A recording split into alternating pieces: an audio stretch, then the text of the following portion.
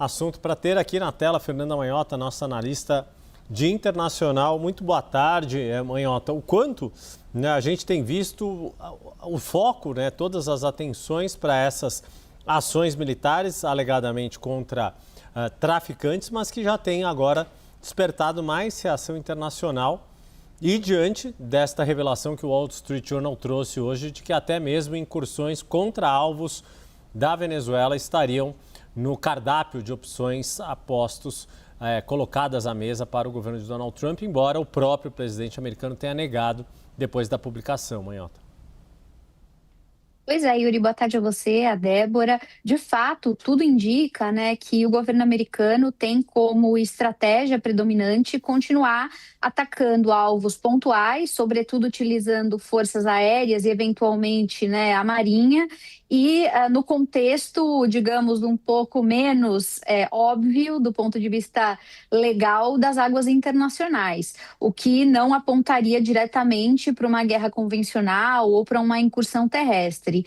Agora, Yuri, existem diversos riscos, né, que explicam, inclusive, essa tentativa do presidente Trump de se afastar de uma incursão tradicional, né? A gente poderia falar em pelo menos 3 pilares que hoje estão no cálculo do governo dos Estados Unidos em relação à Venezuela.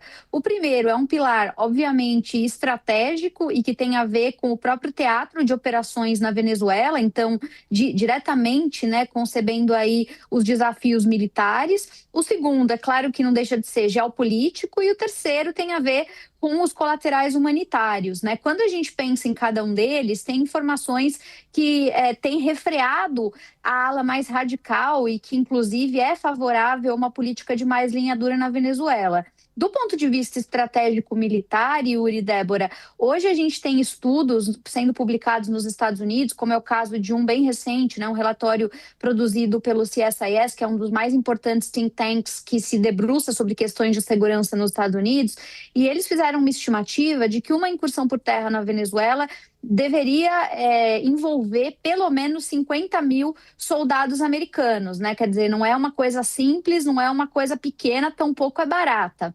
Além da questão toda de mobilização da opinião pública em relação a uma situação como essa, a gente não pode esquecer que a Venezuela é um país de grande dimensão territorial, com fronteiras porosas, com forças de segurança tradicionais, mas também com milícias, né, o que talvez tornasse uma incursão dessa natureza bastante mais complexa. Como a Priscila falava antes, também existe uma legitimidade muito rudimentar, muito frágil em relação ao aparato internacional. Quer dizer, dificilmente os Estados Unidos seriam considerados legítimos, né, em fazer essa incursão. Já estão sendo criticados agora, mesmo nos ataques mais circunscritos. Não há uma declaração de guerra da Venezuela contra os Estados Unidos, nenhuma ação de guerra que tenha sido validada pela comunidade internacional, e nem foi algo que em princípio, passou pela validação de estruturas como o Conselho de Segurança. Então, tudo isso cria, do ponto de vista estratégico-militar,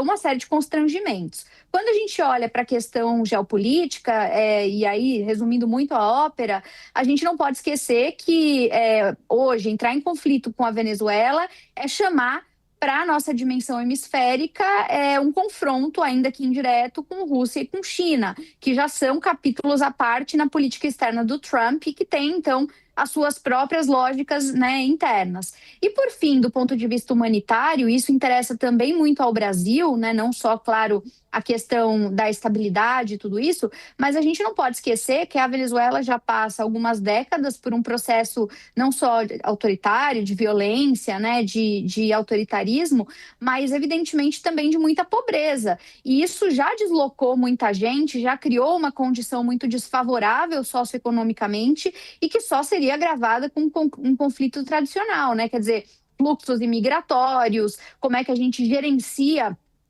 esse tipo de circunstância, inclusive com o potencial aumento dos grupos, né, paramilitares e narcotraficantes também, como um efeito colateral desse Estado ausente.